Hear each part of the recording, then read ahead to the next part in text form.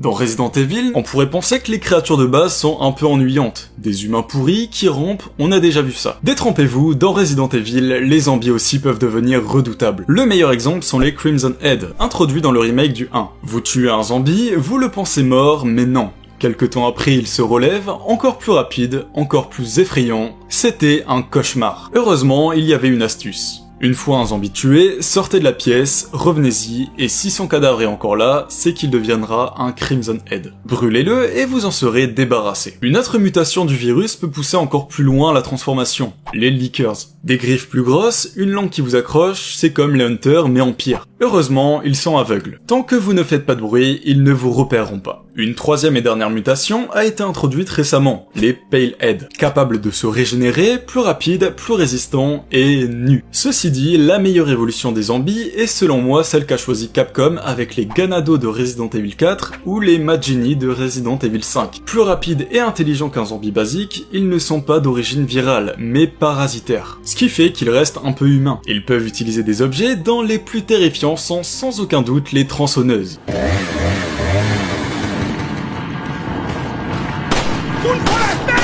Les Regeneradors. Alors eux, c'est le pire cadeau qu'a pu nous offrir Resident Evil 4. Ils sont issus d'une évolution génétique du parasite Plagas, celui des zombies de base. Contrairement au parasite originel qui est solitaire, ces nouvelles Plagas sont su vivent en colonie dans leur hôte, au point de modifier leur code génétique. Les Regeneradors sont des symbioses humains-parasites. Le problème, c'est qu'ils ont beaucoup trop de points de vie. Ils sont capables de se régénérer, sont quasi increvables et malgré leur vitesse assez faible, ils sont capables de vous attraper en allongeant leurs bras. Mais ça, bien sûr, personne ne vous en a mis au courant. Ils sont très fourbes, vous n'allez pas vous méfier d'eux. Et c'est à ce moment-là qu'ils vous attraperont et qu'ils vous mordront. Le seul moyen de vous en sortir est de vous servir d'une lunette infrarouge afin de localiser les Plagas sangsues sur leur corps et de les détruire. Les tyrans.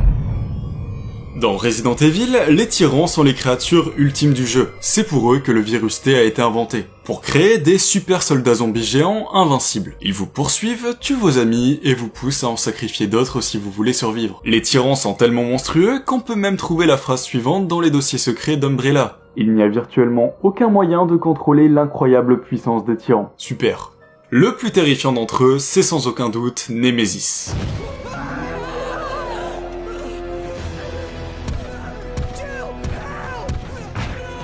Ça, c'est votre première rencontre avec le monstre dans le jeu original. Dans le remake, c'est encore plus flippant.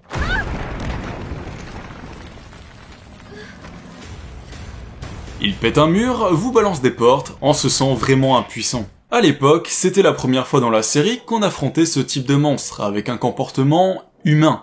Il parlait, pouvait utiliser des armes, et surtout, ouvrir les portes. Dans Resident Evil, normalement, quand vous passez une porte, les monstres arrêtent de vous poursuivre. Lui, non. Impossible de bait le jeu. Il faut le combattre ou courir en espérant de ne pas finir dans l'un des nombreux cul-de-sac de Raccoon City. À chacune de vos rencontres, son corps devient un peu plus meurtri, se transformant jusqu'à devenir incontrôlable. Dans le jeu original, c'est une sorte de crevette, dans le remake, c'est un blob de matière informe. Allez hop, ciao.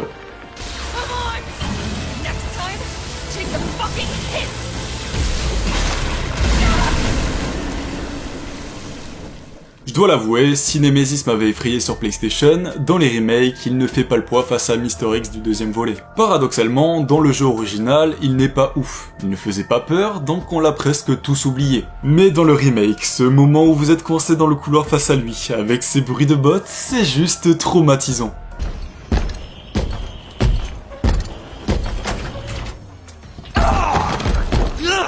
Dans Resident Evil, des tyrans, il y en a beaucoup d'autres. Déjà, les premiers prototypes T-01 que vous affrontez dans l'épisode 0 et T-02 libérés par Wesker dans le 1. Ensuite, le Bandersnatch de Code Veronica, qui est une version discount du tyran. Littéralement. Umbrella voulait développer une version moins chère, mais ça a loupé. Le T-103 Hypno, une variante expérimentale du T-103 de l'épisode Survivor. On a aussi le T-011 Talos, qui est un tyran blindé, contrôlé par ordinateur, et comme à l'accoutumée, après quelques balles, ça part complètement en cacahuète. Mon coup de cœur, le tyran le plus effrayant, n'est paradoxalement pas dans un jeu, mais dans un film. L'extrait est sur internet, et il est fou. Non mais regardez-moi cette classe et cette puissance. Face à ces géants, vous avez peur, et c'est ça qu'on aime avec Resident Evil.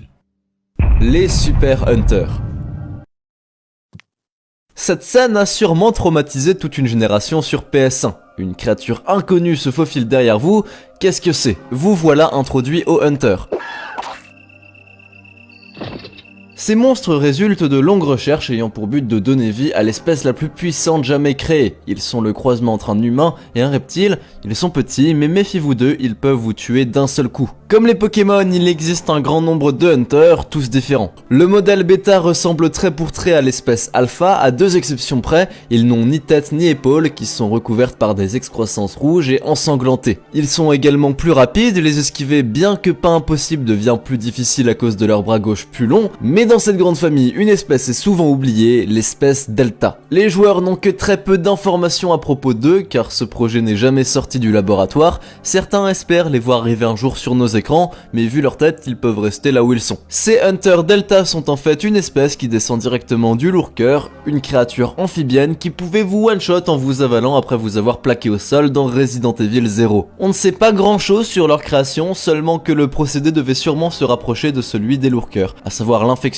de grenouilles par le virus à l'aide de souches humaines. Mais incontestablement, le Hunter le plus puissant c'est Hisoka. Je déconne, c'est le Hunter 2, aussi appelé Hunter amélioré. Il apparaît en premier dans Resident Evil Code Veronica et possède un système de repérage appelé Seeker situé sur un de ses oculaires. Ça lui permet de chasser tout ce que son système détecte, il vous voit, sait où vous êtes et vous chassera jusqu'à votre extermination. Pour le battre, le plus efficace est d'attendre qu'il tente de vous attaquer et de tirer plusieurs cartouches de fusil dans sa gueule. On a aussi les Sweepers qui sont une variation du Hunter 2, une sous-espèce. Il se différencie de ses frères non modifiés par ses veines violettes et ses écailles rougeâtres. Il est d'ailleurs possible de voir ce qu'on pourrait penser être l'un d'entre eux dans le Resident Evil sorti en 2002. Contrairement à d'autres types de Hunters, leurs griffes ont un effet toxique supplémentaire, ce qui les rend plus dangereux. Le meilleur moyen de leur échapper est de fuir vers la porte la plus proche. Les grenades et cartouches de fusil sont les munitions les plus efficaces contre les Sweepers, mais la fuite c'est pas mal non plus.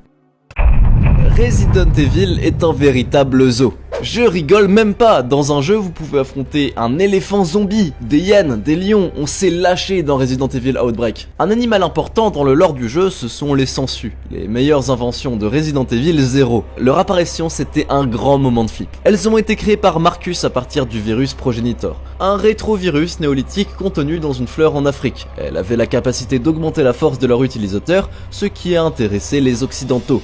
En les injectant dans des sangsues, l'ARN du virus a muté, formant le virus T, celui qui infecte la population. À la destruction du manoir, les sangsues ont été lâchées dans les égouts de la ville, infectant les habitants et conduisant à la catastrophe centrale du jeu. Pour un ennemi qu'on voit si peu, elles sont sacrément importantes. On les verra dans Resident Evil 0 capables de s'agglutiner pour prendre forme humaine, celle de leur créateur, ou se servir du corps d'un homme comme Pantin dans Outbreak. Elles sont pas rassurantes. Ceci dit, c'est pas les pires bestioles de la saga, il y en a que les créateurs aiment beaucoup, c'est un incontournable du jeu d'horreur, vu que les gens ont peur des insectes, alors mettons-en des énormes. N'étant pas vraiment arachnophobe, moi les araignées ne m'ont jamais intimidé. Par contre le nid de guêpe géant mis à côté d'une clé, alors ça c'était un sacré coup d'enfer.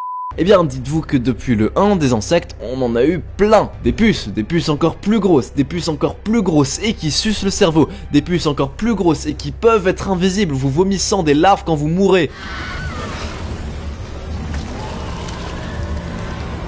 On a des vers géants, des mantes religieuses, des papillons, des scorpions, des mille pattes et des perce-oreilles. Frère, le bail c'est un zoo. Mais le pire ce sont les hybrides humains-insectes. Par exemple les Chimère Reapers et Novistador, littéralement un humain mélangé à une mouche.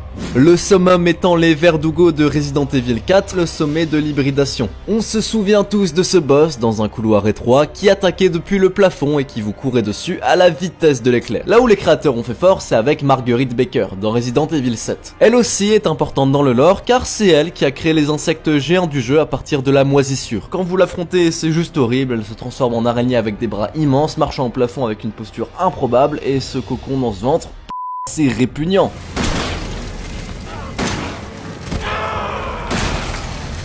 Et les nouveaux monstres de Resident Evil 8 du coup. Vous n'êtes pas sans savoir que récemment un nouveau Resident Evil est sorti, depuis le 7 la série a fait un gros virage, fini les zombies, on incarne maintenant Ethan Winter dont le but semble de décimer des familles entières de détraqués. Son but étant de sauver sa femme puis sa fille, et se faire plaisir entre deux. Selon moi la créature la plus terrifiante de ce nouveau Resident Evil Village, c'est lui, le bébé embryon.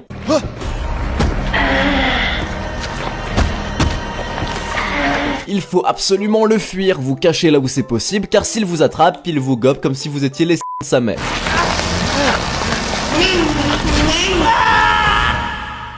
La scène particulièrement flippante qui vaut pour moi comme le moment le plus effrayant de la saga, c'est quand l'ascenseur arrive, le bébé pop juste derrière vous, vous n'avez pas d'arme, vous êtes coincé, vous pensez mort, mais le bébé gigote et pile quand l'ascenseur arrive, vous saute dessus.